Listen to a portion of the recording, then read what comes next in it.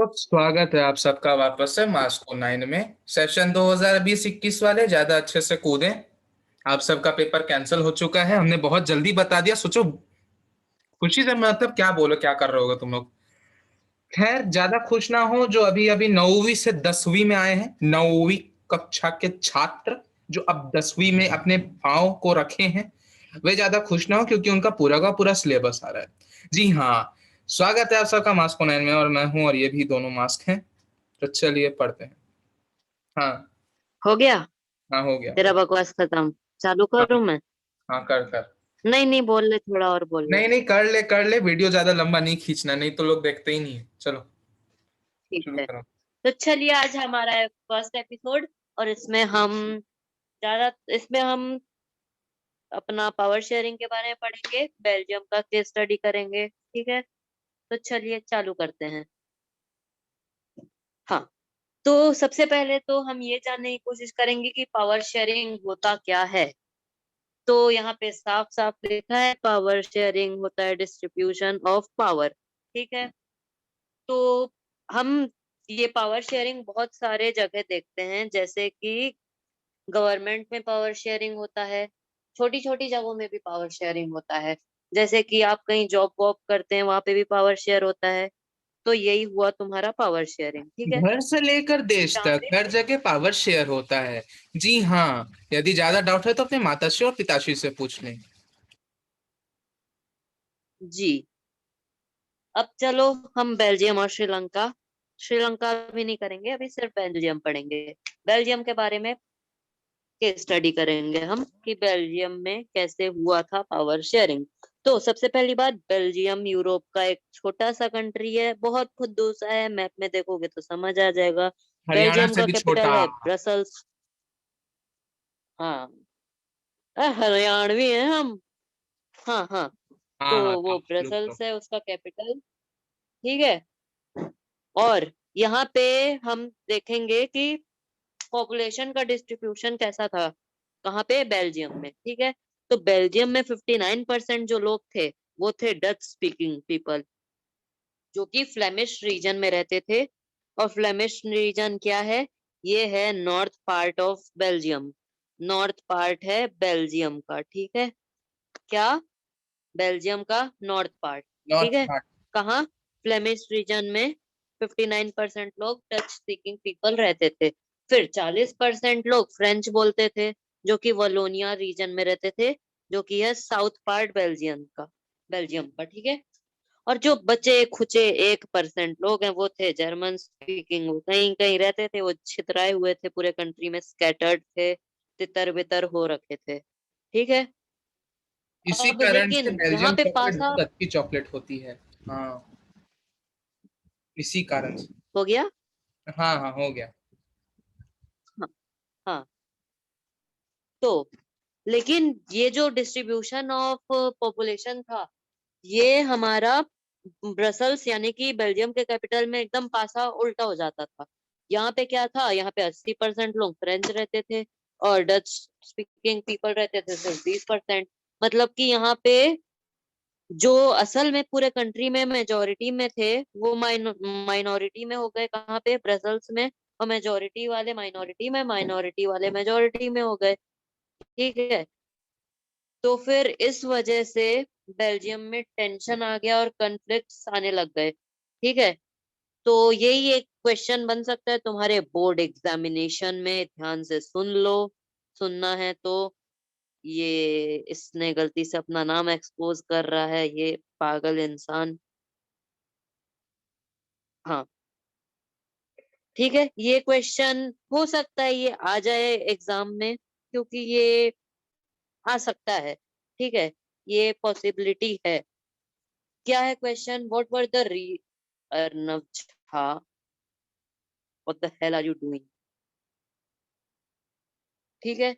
तो पहला क्वेश्चन ये बन सकता है, what are the reasons of tension in Belgium? Belgium में क्यों कंफ्लिक्शन आ रहा था, क्यों टेंशन हो रहा था?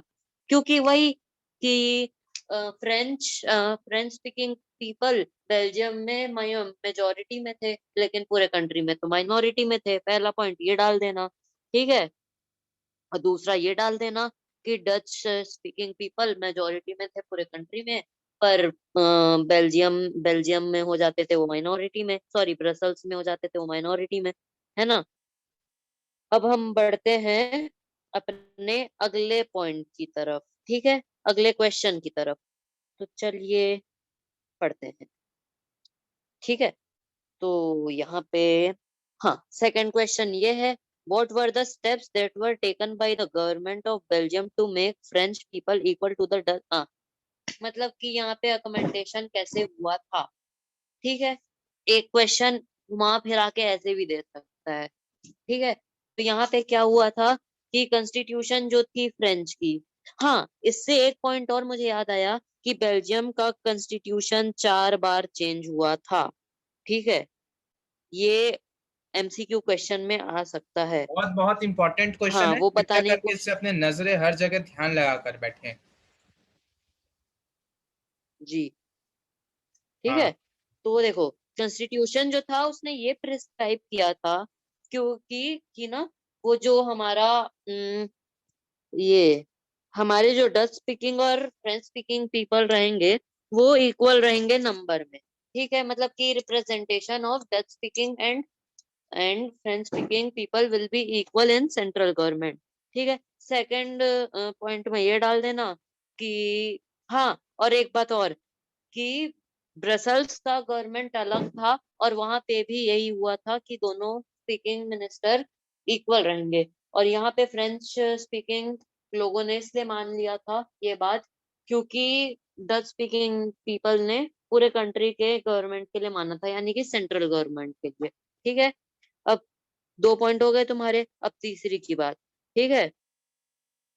कुछ कुछ लॉज यानी कि स्पेशल लॉज बनाए गए थे जो कि दोनों ही ग्रुप्स को सपोर्ट करते थे, यानी कि कौन से 2 ग्रुप, बताओ बताओ, कौन से 2 ग्रुप, कहाँ है ध्यान भाई साहब, कहाँ उड़ गए हो, हेलो, जी जी जी ठप जी जी ठप जी ठप जी जी ठप, जी जी जी जी जी।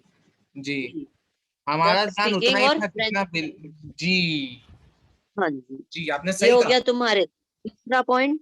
अब मूव करते हैं हम चौथे पॉइंट की तरफ, ठीक है। जी हाँ। सेंट्रल गवर्नमेंट से पावर थोड़ा बहुत लेके स्टेट गवर्नमेंट को दे दिया गया था, ताकि स्टेट गवर्नमेंट इंडिपेंडेंट होके काम कर सके। जी हाँ। ये दोनों एक दूसरे पे क्योंकि डिपेंडेंट हो जाएंगे तो फिर कन्फ्लिक्ट और बढ़ जाएंगे, जो कि कभी कभार देखा जा सकता है हम्म। पॉलिटिक्स में। हम्म हाँ, हम ज्यादा उसमें घुसेंगे नहीं। अब हम्म हम बढ़ेंगे अपने आखिरी यानी कि 5वें पॉइंट की तरफ, ठीक है। हम्म। कम्युनिटी गवर्नमेंट बना दिया गया था। कम्युनिटी गवर्नमेंट इसका तीसरा टाइप ऑफ गवर्नमेंट था। इसमें क्या होता था, इसमें language, culture, education related policies और सारे ही रूल्स रेगुलेशंस फॉलो होते थे, ठीक है।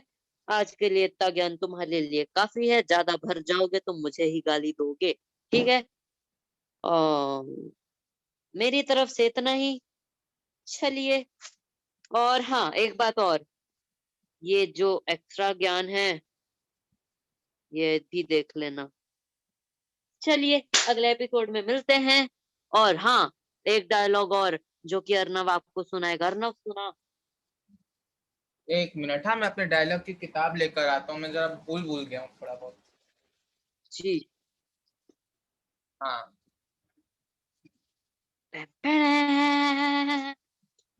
एक मिनट हाँ, लिखा था कहीं, मिल नहीं रहा है अभी। यार, इतनी मनहूसियत ना फैलाओ। हाँ हाँ, सुनिएगा सुनिएगा, ठीक है। अब देखिए, आपको रिलेटेबल भी हो सकता है और रिलेटेबल ना भी हो तो मैं नहीं जानता, ठीक है, क्योंकि बड़े ढूंढने ढांडने के बाद मिला है। फाइंड अ काइंड, ठीक है। अंग्रेजी समझ में हम्म। आ रहा है ना? समझ में आता है ना? हाँ, समझ में आता तो सुन आता लीजिए। तो नहीं है, लेकिन हम प्रयास करेंगे समझने हाँ का। हाँ, प्रयास करिए प्रयास करिए, प्रयास करने वाले कभी विफल नहीं होते। तो सुनिएगा, जी। Find a kind, raise a clan, नहीं क्लान क्या है, क्लेन, हाँ जो भी है, फाइट फॉर ग्लोरी। ओ भाई भाई भाई भाई, अबे ये कौन सा मेरे को आप रहने बैकग्राउंड दे दीजिए, दिया तुमने, को कौन सा बेटा आप लड़का दे रहने दिया? दीजिए। हाँ मैं बाद में ढूंढूंगा उससे। तो अगले एपिसोड में आपको हम मिलेगा अपना हमारा डायलॉग जबरदस्ती सुनाते का हैं। डायलॉग। जी हाँ। जब कोई बच्चा नहीं पढ़ता है तो उसकी माँ बोलती है, पढ़ ले बेटा पढ़ ले, क्योंकि गब्बर आज जी हाँ, इस वक्त हम नेटवर्क इश्यू का सामना कर रहे हैं। इसका आंसर आगे का डायलॉग आप सुनेंगे अगले वीडियो में। तब तक के लिए आप एपिसोड सबका में बहुत बहुत धन्यवाद। ये आखिरी के